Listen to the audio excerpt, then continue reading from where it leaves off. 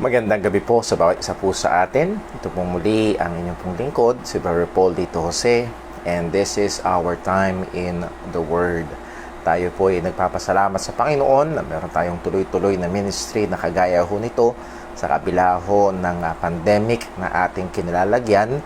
Well, as of yesterday, ang atin hong bayan o today ay ang Bulacan ho ay under GCQ. And kagaya ho nung atin hong mga pinag-aralan ng mga nakaraan, I would like to encourage ang ating mga kapatiran na magpatuloy sa pagsunod hanggat magagawa ho natin as possible sa atin ay magsumikap tayong sumunod sa palatuntunan ho ng ating gobyerno at maging mabuti ho tayong halimbawa maging sa mga taong nasa paligid po natin. Ilang mga announcements po muna bago ho tayo dumako sa atin hong pagbubulay-bulay sa salita ng Diyos ngayong gabi pong ito. Una ho ay pinapaabot ho ng ating kapatid na si Sister Jinjin ang kanyang taus-pusong pasasalamat. Kayo ng umaga ay naiabot ho natin sa kanya ang halaga na kung saan kinakailangan niya ho para ho makapag-CT scan dahil hanggat hindi siya nasi-CT scan ay madedelay yung kanya pong chemotherapy. At hindi ho maganda po yun sapagkat pag na-delay ang chemotherapy ay uulitin lang ulit yung cycle. So, mababaliwala yung mga naunang treatment. And I praise and thank God sa mga kapatiran na nag-respond. Tumugon sila.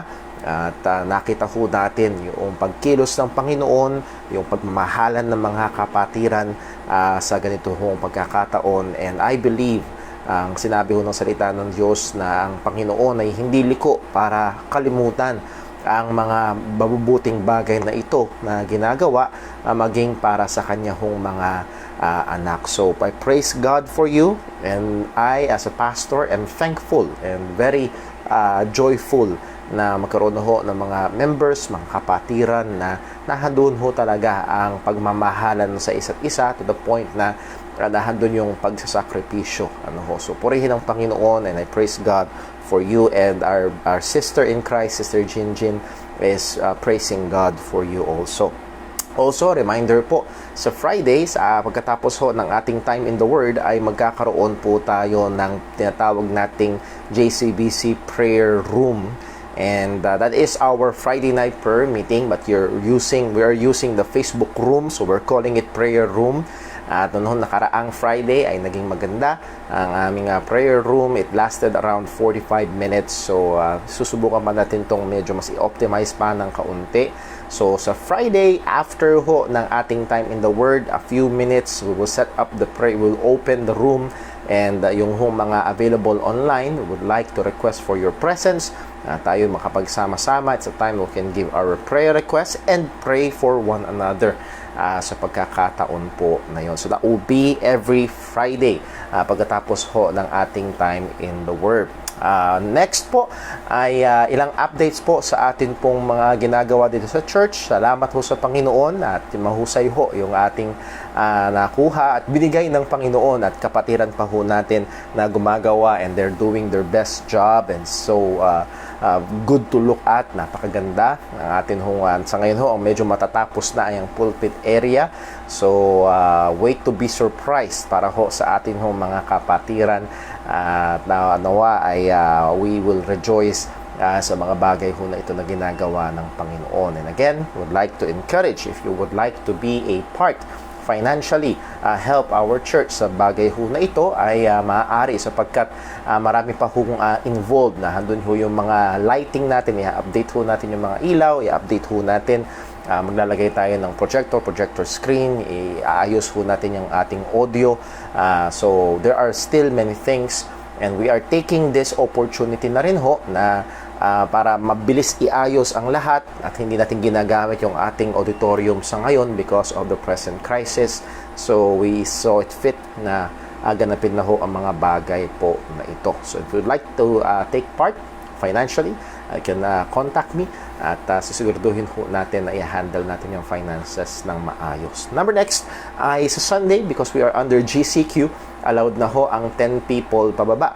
So 1 to 10 persons dito ho sa ating worship. So kung nagnanasa ho kayong sumama, ay please send me a message first para ho atin hong ma-control. Baka magpas ho tayo sa 10 at medyo masikip din ho ng kaunti yung atin hong, dahil nandun tayo sa ating Sunday School room at inaayos naman ho natin yun sa kabila na may mga construction material sa paligid.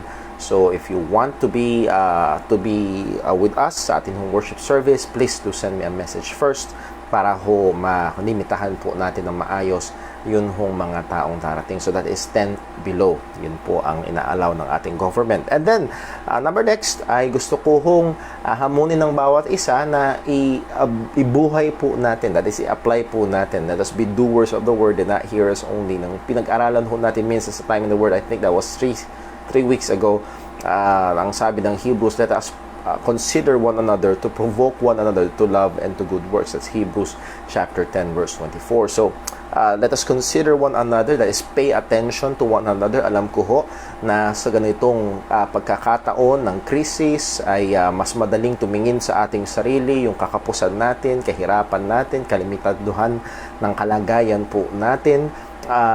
But let us consider, let us look at others and then provoke.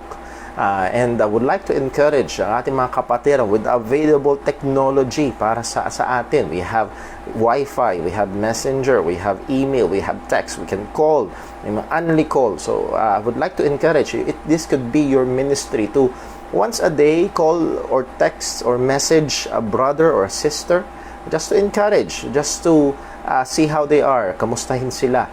At I think that would be a very good sa atin noong mga kapatiran to have that still communication one to another. Ano po? So pag-pray ho natin yan, and you can consider that as a ministry na magandang gawin po natin. Well, actually, inuutos ho ng Panginoon that we will consider one another and to provoke one another, and we will just utilize yung mga technology na available sa atin while we are here in this present crisis. Also, isa pa hong mga prayer request, pag-pray natin patuloy si Brother Dave. Salamat sa Panginoon.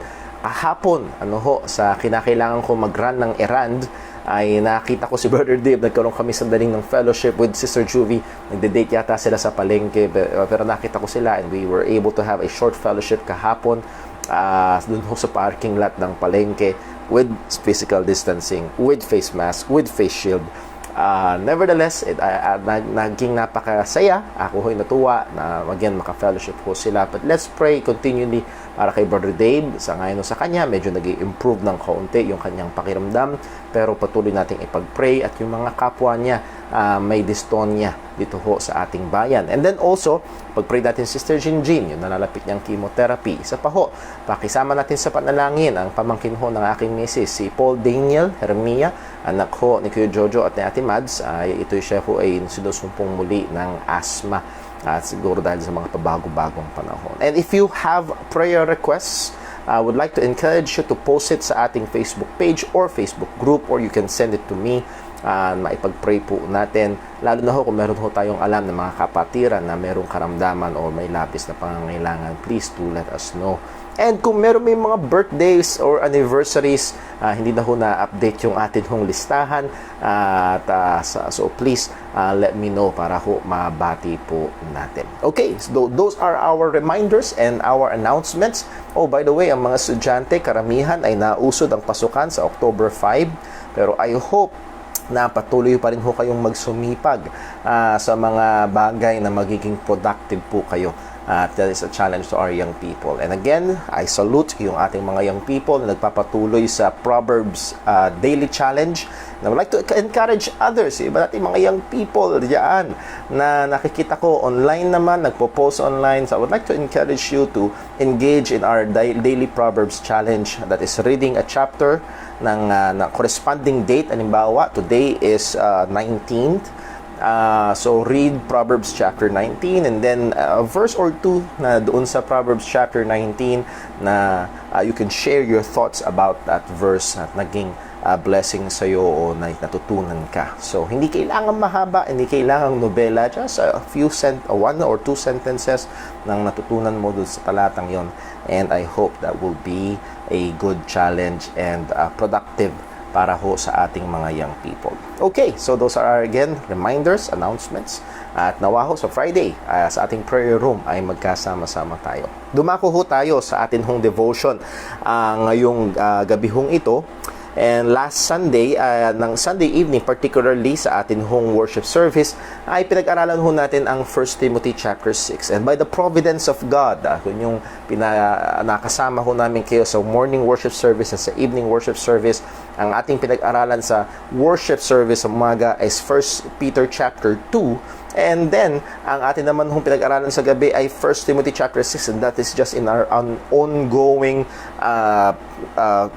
tuloy-tuloy na pag-aaral sa bawat book sa salita ho ng Panginoon. And it's a corresponding verses about servants' submission, pagpapailalim ng alipin sa kanilang mga Panginoon sa lupa, or masters in the flesh, or siguro sa termino na mas alam natin ngayon ay sa mga bossing. At nakita ko natin doon yung mga prinsipyo na kinakailangan ng mga Kristiyano ay maging mabuting patotoo, because we cannot avoid that it will have an impact, it will have an influence. Kagaya nga ho nung sinabi ni Pablo na kailangan ituro ni Timothy sa 1 Timothy chapter 6 verse 1. And for us just to be reminded, let me again read that verse, 1 Timothy chapter 6 and verse 1. At ang gusto kong bigyan pansin ay yung bandang dulo na sinabi ni Pablo sa verse 1. Let as many servants as are under the yoke count their own masters worthy of all honor. So, sinasabihan niya yung mga Kristiyanong servants na in this particular verse na may mga non-believing masters in the flesh, that they be submissive, that they be obedient, that they will honor their masters. And binigay ni Apostol Pablo ang rason. Ano ang rason? That the name of God and His doctrine be not blasphemed. Para daw hindi malapastangan ang pangalan ng Panginoon. Para daw hindi malapastangan ang katotohanan, ang katuruan, ang doktrina patungkol sa Panginoon. And then again, sa 1 Peter chapter 6, yung ating chapter 2, yung ating pinag-aaralan sa 1 Peter chapter 2, ang paalala ho ni Pedro naman sa mga Kristiyano, not just to the believing servants, pero ang paalala ho ni Apostol Pedro sa 1 Peter chapter 2 and verse number 12. 1 Peter chapter 2 verse 12 ay ito. Having your conversations, and that conversation ay yung pamumuhay, having your conversation honest among the Gentiles, that whereas they speak against you as evildoers, they may by your good works which they shall behold glorify God in the day of visitation. Ang punto ko lang ho, kaya natin binilikan yung mga verses ho na yun na ito. The way Christians live out our lives will here on earth will have an unavoidable impact, effect, or influence. Ang paraan ng ating pamumuhay sa mundong ito bilang mga Kristiyano, bilang mga mananampalataya, ay hindi maiiwasan na meron itong dating, meron itong impluensya, meron itong epekto. It's either it will affect for good, sabi nga ni Pedro, that they may glorify God in the day of visitation, and we studied it, and God may use our testimony that they will behold, na makikita nila yung pamumuhay natin. God will use that in their conversion, or the negative, if we will not live out our Christian lives, or we will live in the wrong way while professing to be believers. Ang sabi, the name of God and His doctrine will be blasphemed. So, ang punto ho ay ito, mga kapatid, whether we like it or not, whether sinasadya natin o hindi, whether pansin natin o hindi, if we are believers, if we are Christians, ang paraan ng ating pamumuhay ay magkakaroon ng epekto sa mga taong nasa paligid natin. Nanay, tatay, ang paraan ng pamumuhay niyo ay magkakaroon ng epekto sa inyong mga anak, lalo na kung sila hindi pa mananampalataya. Young people, if you're a believer and you're parents are not Christians, or your siblings, ang iyong mga magulang, yung mga kapatid na hindi Kristiyano, the way you will live out your Christian life will have an effect. Kung ikaw ay isang empleyado na mamasukan ka sa kumpanya, the way you live your Christian life will have an effect with your workmates, with your boss or employer. Mga estudyante, it will have an effect sa inyong mga classmates. Hindi po pwedeng walang epekto. Now, it's either it will affect them for good or sadly affect it for the worst. And I hope na sa atin ho bilang mga Kristiyano, our desire and our prayer is it will be as we live out our Christian lives, have a positive effect sa mga taong nasa paligid natin. Hindi para purihin tayo, hindi para itaas tayo or palakpakan tayo, kung hindi para makita nila ang kaluwalhatian nila ang Panginoon sa kanyang biyaya na gumagawa sa buhay ng kanyang mga anak. Well, with that as our introduction, I would like to invite you sa atin hong magiging meditation today and maybe until Friday. Yes, until Friday.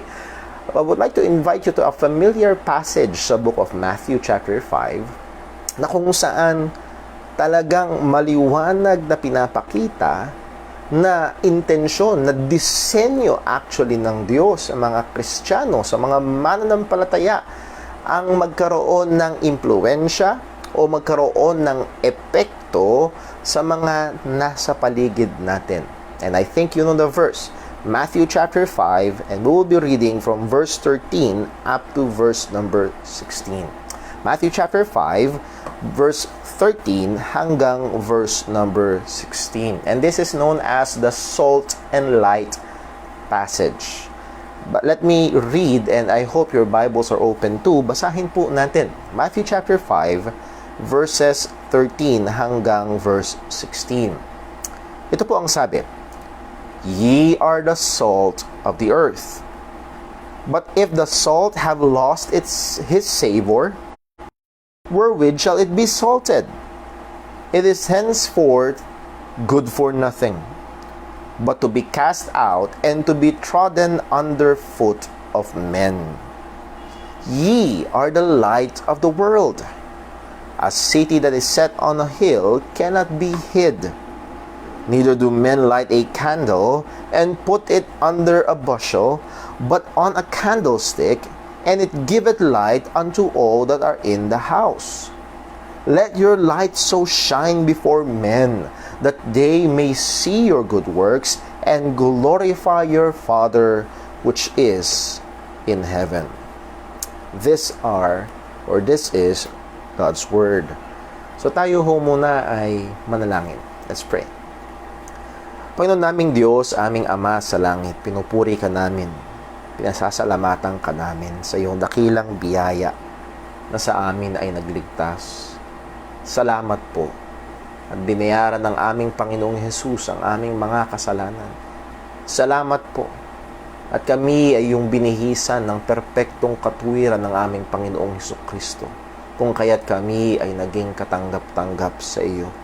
Kung kaya't kami ay may pag-asa na kami sa anumang oras mamatay ay puuwi sa piling mo. Salamat po sa katotohanan ito, O Diyos. At Panginoon, alam po namin na yung kalooban ng iyong mga anak ay hindi lamang umuwi sa iyong presensya, kung hindi maging mabuting patotoo habang naririto sa lupa. Kami maging mabuting patotoo patungkol sa iyong biyaya, patungkol sa iyong kumikilos na kamay sa buhay ng iyong mga inililigtas. O Panginoon, sa aming pong pagbubulay-bulay sa iyong salita, bigyan mo kami ng liwanag, makita namin ang iyong mga katotohanan, at ang katotohanan mong patuloy na humubog sa amin sa wangis na Kristo. Tulungan mo rin kami, Panginoon, na kung mayroong mga kasalanan na kailangang pagsisihan, ay ito ay isuko sa iyo. At tulungan mo kaming patayin ang mga kasalanang nakatahan pa sa amin. Lord, amin di pong nilalapit sa iyo ang aming mga kapatiran. Andun ang karamdaman, si Brother Dave, Sister Jinjin, Sister Rain Sausa na nagpapagaling mula sa operasyon. Aming kapatiran nagdadalang tao, Sister Marika. Yan din, Panginoon, ang anak ni Kuya Jojo at ni Ate Madsi, Paul Daniel. Abutin mo po ng iyong kamay na nagpapagaling. Ikaw po nawa ang mag-ingat, magpanumbalik ng kalusugan, magpalakas ng katawan, at lalo't higit, maglapit lalo sa aming Panginoong Hesukristo. At Panginoon, sa aming pagbubulay-bulay sa iyong salita, bigyan mo kami muli ng karunungan, bigyan mo kami, Panginoon, ng ilaw. Buksan mo ang aming mga mata upang makita namin ang mga dakilang bagay mula sa iyong kautusan. Likhaan mo kami ng puso na may takot sa iyo, nagmamahal sa iyo, at nagpapailalim sa iyong salita. Maraming salamat po. Lahat ng ito ay sa iyo namin nihiling sa pangalan ng aming Panginoong Hesukristo. Amen.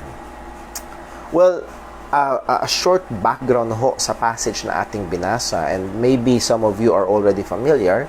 Ito ho ay portion ng tinatawag o isang maliit na bahagi ng infamous sermon ng ating Panginoong Jesucristo na tinatawag na Sermon on the Mount. And the reason why it is called Sermon on the Mount, we can see it sa Matthew chapter 5 verse 1. Ang sabi, "And seeing the multitudes, he went up into a mountain. And when he has set his disciples, came unto him," at doon nagsimula yung kanyang pangangaral. Ang sabi sa verse 2, "And he opened his mouth and taught them, saying." So, ang daming taong sumusod kay Jesus, and when the Bible said multitudes, ay wag nating isipin na ito 50 tao, 100 tao.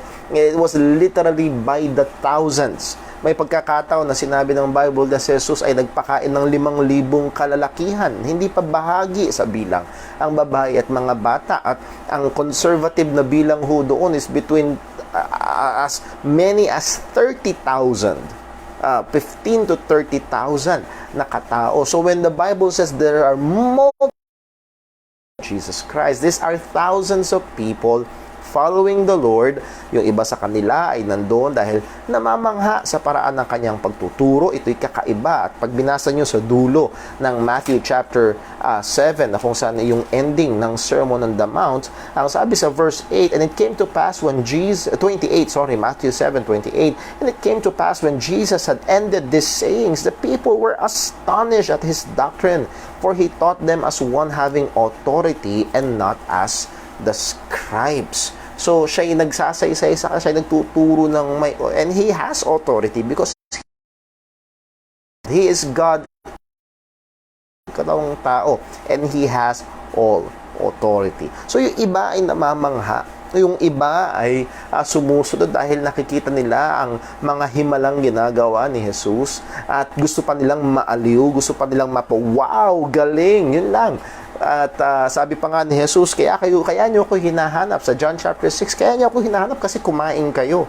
Ang hinahanap nyo lang ay yung pakinabang nyo. And they're not really there to for Jesus to follow Him, to believe on Him as the Messiah, but for their own benefits. So again, iba't ibang rason ng dahilan kaya marami ang sumusunod sa ating Panginoong Hesukristo.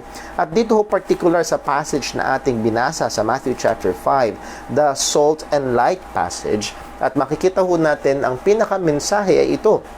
We as God's people must live out our lives here on earth in a way that influences and displays to others the grace of God working in our lives. Tayo bilang mga tao ng Diyos, bilang mga mananampalataya ay kailangan mamuhay sa mundong ito na nagkakaroon ng impluwensya sa iba at pinapakita sa iba ang biyaya ng Diyos na gumagawa sa ating mga buhay. So, narito ho ang ilang mga passage at isa ho sa mga punto, ang primary na binibigyang punto ho ng salt and light passage na ito is about effect or influence. Kagaya nung sinabi sa verse 13, "Ye are the salt of the earth, but if the salt have lost its savor," it's talking about savor. Naalala ko ho ay merong kapatiran kami dati sa Pampanga na nagluto ng medyo marami-raming munggo. Pero meron siya nakalimutang ilagay doon sa munggo. Nung kumain kami ay medyo walang lasa. Well, ever since, siya natuto na magluto at masarap na magluto ngayon. Nevertheless, nakalimutan niyang lagyan ng asin yung pagkain at ito ay walang lasa. And then the next ay ginamit na larawan na ye are the light of the world, yung liwanag. And we know that light dispels darkness. Nandun yung epekto nito sa isang kahit pinakamadilim, kahit isang kwartong napakalaki na napakadilim, ay magsindi ka lang ng kaliit-liitang ilaw, it will have an effect. Meron itong ilaw ay maaaring makita kilometers away. So again, the effect of light, the effect of salt, yun yung binibigyang diin dito. At ang sabi ng salita ng Panginoon, ye are the salt of the earth. So muli, ang punto ho dito ay yung epekto. Ang punto ho dito ay yung impluensya ng mga mananampalataya. So, ang titignan ho natin ngayong gabi, sa time na meron tayo, is verse 13. Ang sabi, ye are the salt of the earth. So, the first question is, who? Naalala niyo ho yung how to study the Bible? Let's try to answer that. Who? Sino yung ye? Sino yung binibigyang pansin? Sino yung tinutukoy? Ito ba'y lahat ng tao? Ye are the salt of the earth. Well, in the immediate context, ang kinakausap dito ni Jesus ay yung mga taong nasa paligid niya, which are the Jews. Ang mga Hudyo, yung libo-libong mga taong sumusunod sa kanya. And hindi ho ito nalalayo sa katotohanan sapagkat ang mga Hudyo at that point of only monotheist na nasyon. Ang lahat ng mga nasyon na nasa paligid ng Israel, ang lahat ng mga nasyon na nasa paligid ng mga Hudyo ay pagan. They are worshiping multitudes, polytheists, many gods. Sumasamba sa marami at iba't ibang uri ng Diyos. Diyos-Diyosan, I mean. At ang kaisa-isang bansa na lugar na kung saan nahandun ng pagsamba sa nag-iisa at tunay na Diyos ay walang iba kung hindi nasa Israel. Let us turn to a passage na nagpapakita ng punto na kung saan ang bansang Israel ay isa sa gagamitin ng Panginoon, ang isa sa layunin ng Panginoon ay makita ng mga bansa sa paligid nila ang kakaibahan ng Israel at ito ay magkaroon ng epekto na maluwalhati ang Diyos. Sa Deuteronomy chapter 4, buksan po natin. Deuteronomy chapter 4, and the book of Deuteronomy means the second giving of the law, na kung saan inilathala ulit ang mga kautusan ng Diyos bago sila pumasok sa lupang pangako. So Deuteronomy chapter 4, simula na sa verse 5. Ano po ang sabi? Deuteronomy 4 and verse number 5 hanggang 8. Behold, I have taught you statutes and judgments, even as the Lord my God commanded me, that ye should do so in the land whether ye go to possess it. So, binigay ng Diyos yung mga kautusan niya kay Moses at si Moses itinuro ito sa mga tao.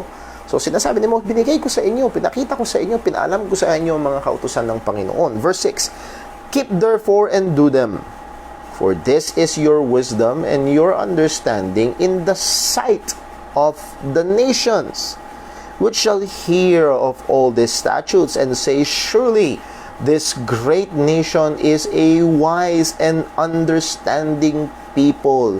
For what nation is there so great, who hath God so nigh unto them, as the Lord our God is in all things that we call upon him for?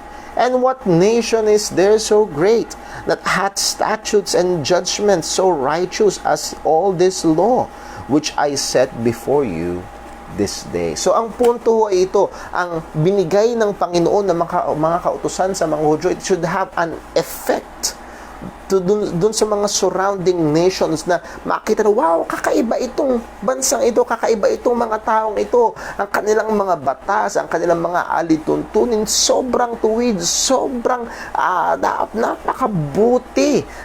Walang ibang nasyon na kagaya nila. So, kapag ang mga Hudyo na pinagkalooban ng Panginoon ng kanyang mga kautusan ay sinunod ito at ibinuhay ito, it will even have an effect internationally.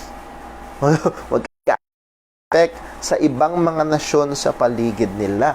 So yes, in the context of Matthew chapter 5, primarily the salt of the earth are the Jewish people because they are the people of God. Sa kanila nakikipag-deal ang Panginoon, hindi sa ibang nasyon. Yes, all of the nations are under the hand of God, pero ang revelasyon ng Panginoon ay nasa bansang Israel. Ang salita ng Diyos, unto them are given the oracles of God, sabi ni Apostol Pablo. Nasa kanila ang salita ng Diyos. They have a rich history of God working to them, through them, and for them. At ito ay kilalang kilala, tanyag na tanyag. So, nahandoon ang katotohanan ng mga Hudyo, having the knowledge about the true God, having the knowledge about an experience about the one and true God. They are the salt of the earth. They are the light of the world. Pero meron ng isang commentary na nagsabi na, balik lang tayo sa verse number 1 sandali ng Matthew chapter 5. Ang sabi niya, and he made this observation, sabi sa Matthew 1 verse 5, Matthew chapter 5 verse 1, and seeing the multitudes, he went up into a mountain, and when he was set, his disciples came unto him. So, ang obserbasyon nito, and I think there is validity to sa observation na yun. There are multitudes, and then ibinukod tangi when his disciples came unto him. So, merong libo-libong mga taong nakikiisyoso lang. Nandun lang dahil nakikinabang lang sila.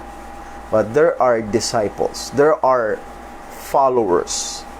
So, higit sa malamang ang pinibigyang punto rito ni Jesus ay yung mga talagang sumusunod sa Kanya, mga talagang mananampalataya. And in our present day context, who is this salt of the earth? Well, the believers.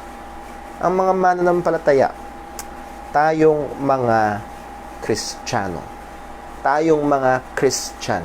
Tayong mga tagasunod ni Kristo. Tayong mga disipulo ng ating Panginoong Hesukristo. Whether we not, whether we do intentionally or not, we have, as believers, we have an effect. And hopefully, our effect is not for the worst, but for the good. Sana ang epekto natin ay hindi pasama, kundi para sa pabuti. Hindi para malapastangan ang pangalan ng Panginoon. Kung hindi, gaya sa bandang dulo, sabi sa verse 16, para mabigyang kaluwalhatian ang pangalan ng Panginoon. So, ang binibigyang pansin ho dito ay ang mga mananampalataya. At ang sabi ng ating Panginoong Jesucristo sa kanyang mga tagasunod, ang sabi ng ating Panginoong Jesucristo para sa patungkol sa mga mananampalataya, ye are the salt of the earth. Ay hindi ho ito interrogative, hindi ito nagtatanong, are ye the salt of the earth? No. And this is not also promotion. Do you want to be the salt of the earth? Na para bang nanghihikayat? No. This is a declarative statement. Dinideklara ni Jesus ang isang katotohanan that His disciples, believers, or sa ating context, Christians, are the salt of the earth. Hindi pwedeng mangyari na Kristiyano ka but you're not a salt. No. If you're a Christian, if you're a true believer, then we are a salt of the earth. You cannot be a Christian and not a salt. Ye are the salt of the earth. So this is a declarative statement. A true believer is a salt.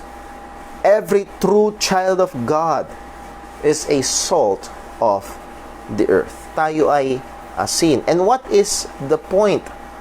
Hindi ito, gusto ko lang linawin na hindi mga special group of believers lamang ang salt. Hindi mga elite Christians. Hindi lamang ito mga pastor o mga nag-aral sa Bible. No. Lahat ng Kristiyano ay salt. Lahat ng Kristiyano ay merong epekto.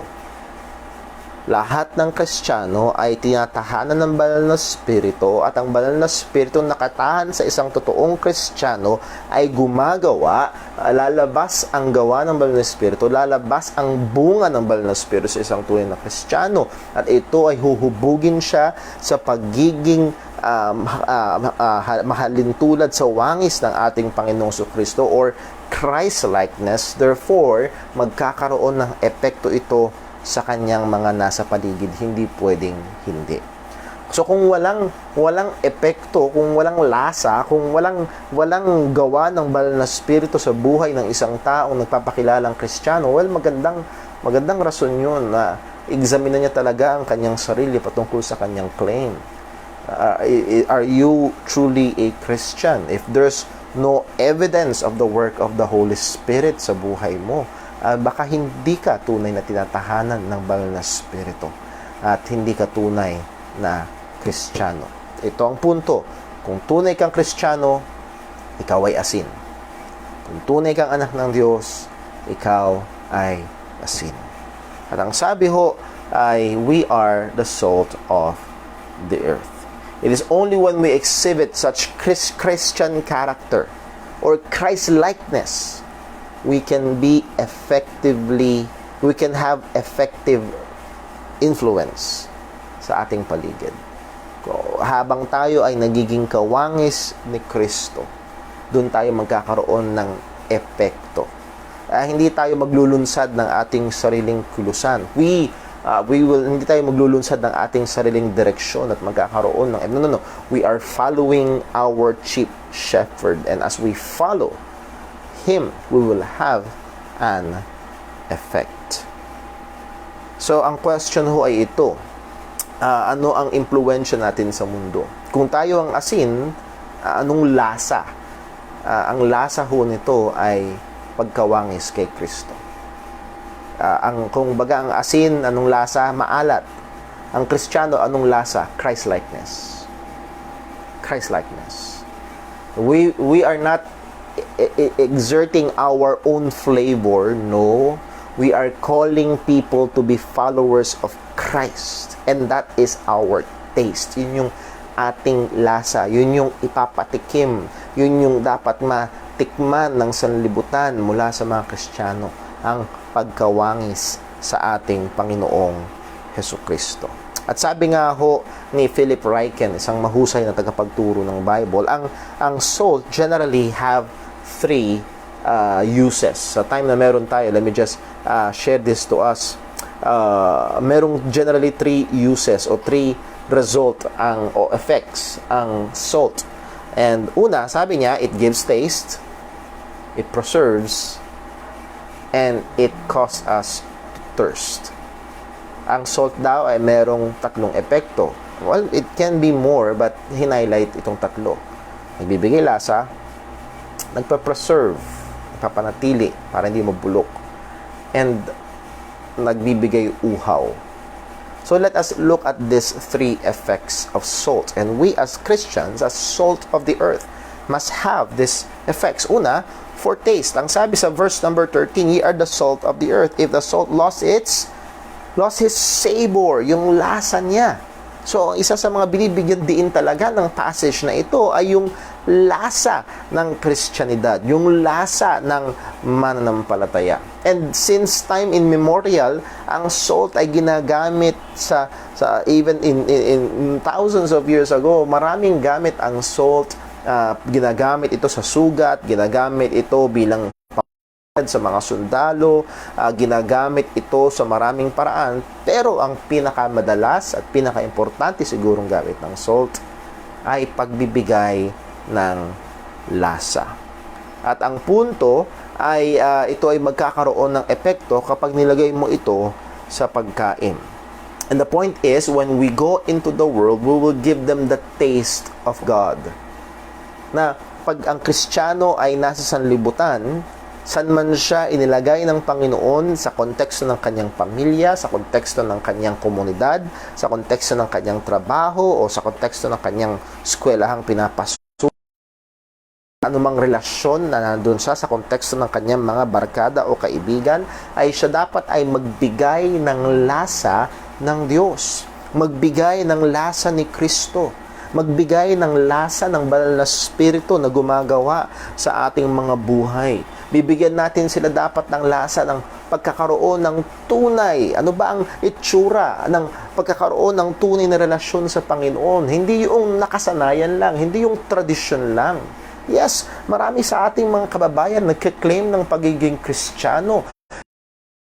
Pagiging Kristiyano ay kasing babaw lang ng tradisyon, nakasanayan. Ginagawa nila ang mga bagay-bagay, hindi nila alam ang dahilan. Pero narito ang isang totoong Kristiyano, isang taong may totoong relasyon sa Diyos at nawa makita ng sanlibutan. San man tayo inilagay na konteksto ng Panginoon, malasahan nila ang kakaibahan ng isang tao na tunay na tagasunod ni Kristo.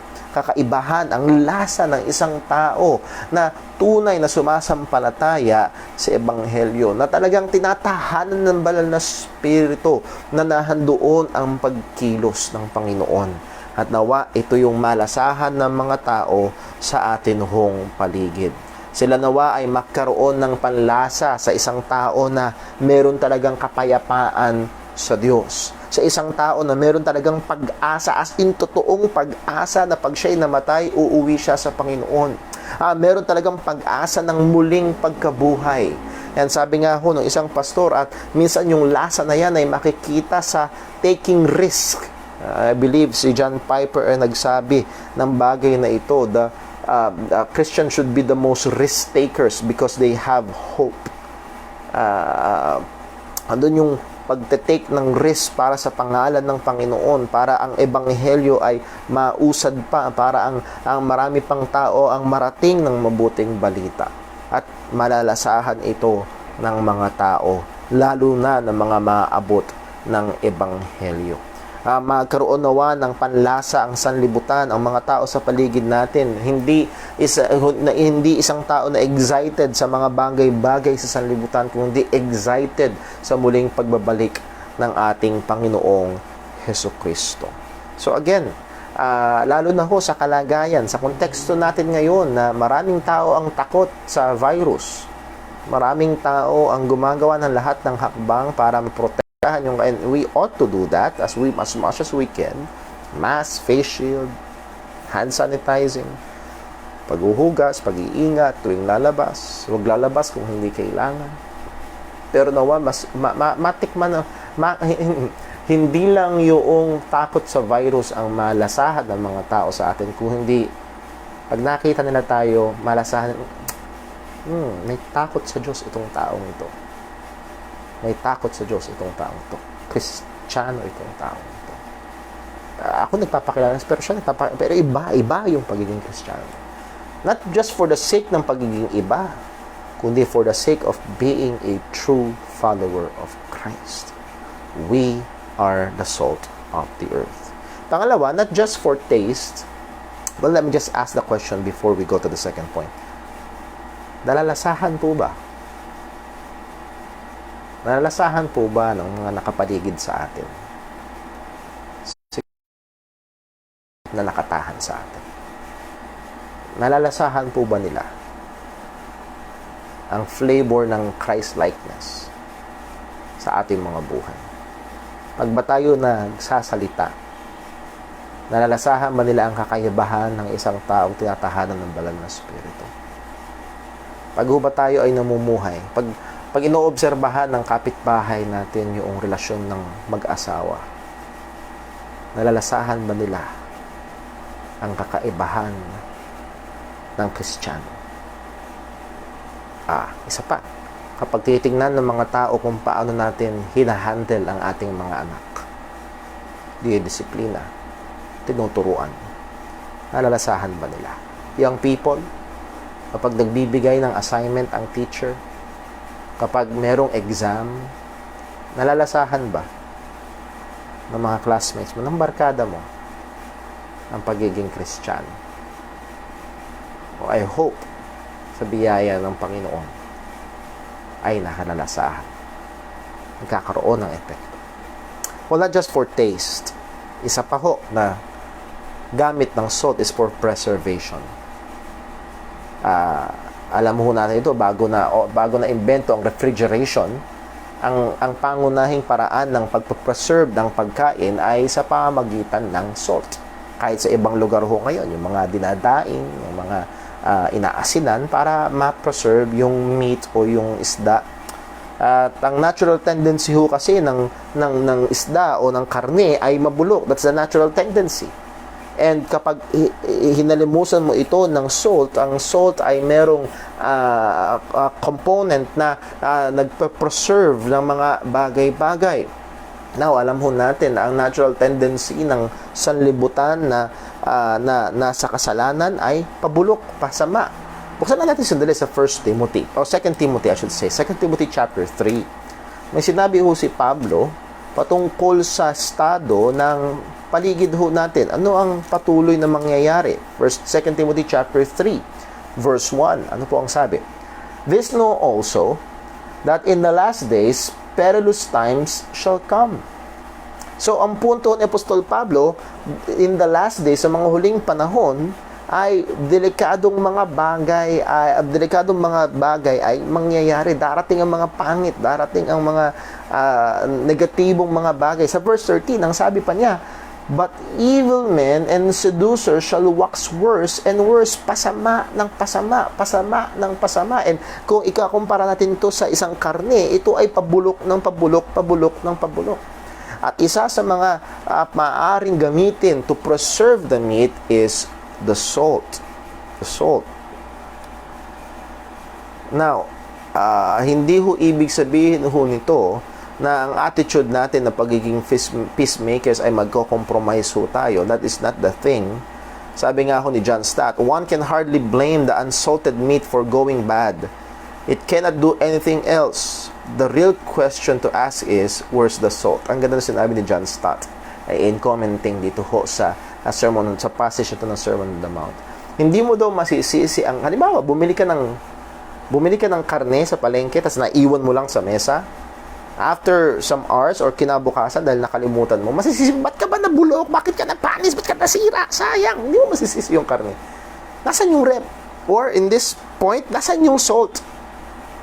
At ganun din ang sanlibutan natin. Hindi tayo masisi. Pasama ng pasama, pasama ng pasama. Guess what? Government is not the salt. The believers are the salt. Yes, God, by His grace, ay nagbigay ng mga restraining graces, common restraining graces. They have the family as disciplining, supposed to be disciplining their children. We have the government na policing its citizen. Nevertheless, ang pangunahin na salt ng ang intensyon ng Panginoon, ang pinakamakapangyarihang restraint sa makasalanang sanlibutan na ito ay ang kanyang mga taong kanyang tinubos. Are we acting as preservatives? Napakahirap kapag ang mga Kristiyano ay nagko-compromise. Napakahirap lalo na kung ang church ay nagko-compromise. Sad to say, there are evangelical churches, there are Baptist churches na pumapayag na in the US. Ito ay galing mismo sa salita ng kaibigan kong Amerikanong pastor na Baptist. There are Baptist churches na may mga bading na pastor. Nagkakasal ng babae sa babae, lalaki sa lalaki. And these are supposed to be gospel-preaching Baptist churches. And they are not being salt. Number next, not just preservation, thirst.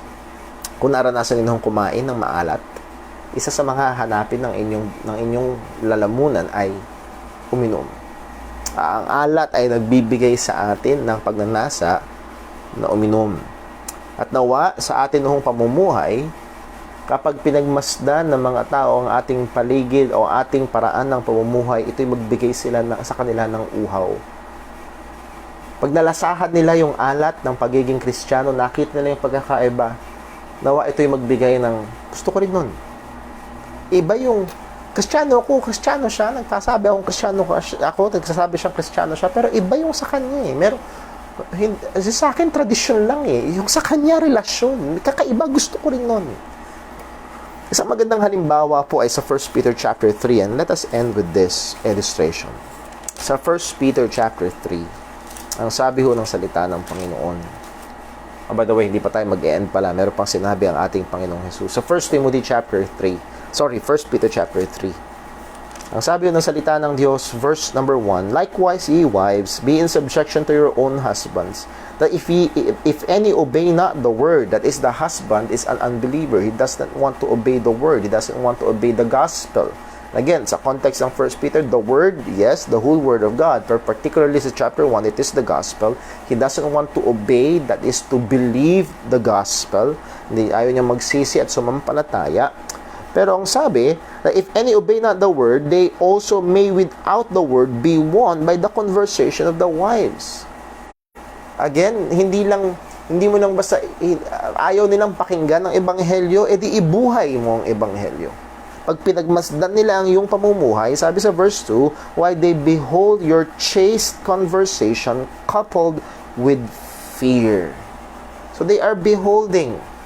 At habang pinagmamasdan nila, nalalasahan nila, may kakaiba. At sa biyaya ng Panginoon, maaari itong gamitin ng Diyos para mag-trigger ng uhaw sa kanila to have that relationship also with God. Thirst. Nawa, ang ating pamumuhay bilang Kristiyano ay magbigay ng uhaw sa iba. Well, tapusin po natin by going back to Matthew chapter 5. At dito ho tayo matatapos. Ang sabi, Matthew chapter 5 and verse number 13. Matthew 5 verse 13. Ye are the salt of the earth, but if the salt have lost its savor, wherewith shall it be salted? Anong gamit ng salt pagbibigay lasa? Paano kung walang lasa yung salt? Now, may mga komentaryong sabi, di ba pwedeng mawala ng lasa ng salt. Napaka-constant daw ng component ng salt para ito'y talagang halos imposibleng mawalan ng lasa. Now, meron din nagsasabi na ang pinapatungkulan dito ay rock, as in totoong rock na salt na pwede makuha sa Dead Sea, at itong rock na ito ay may mga pores na may mga salt na nakasiksik, at ito daw ay sinasawsaw sa mga sabaw na pagkain para yun na magbibigay lasa. Darating daw yung time na maubos na yung salt doon at wala nang gamit yung rock na yun, itatapon na. So, no more taste, tatapon na. So again, whatever the point is, maaring ito ay for the sake of illustration na pag nawala, ano nga naman ang iba pang gamit ng salt kung walang lasa? At mismo yung mga taong nakikinig kay Kristo, sabi nila, well, pag walang lasa yung salt, walang kwenta. Anong gagawin? It is therefore, sabi ni Jesus, it is thenceforth good for nothing, but to be cast out and to be trodden under foot of men. Kung walang lasa, they will be cast out. Aapakan na lang ng mga tao. Now, let us just use Israel as an illustration. May time na nawalan ng lasa ang Israel. Kailan?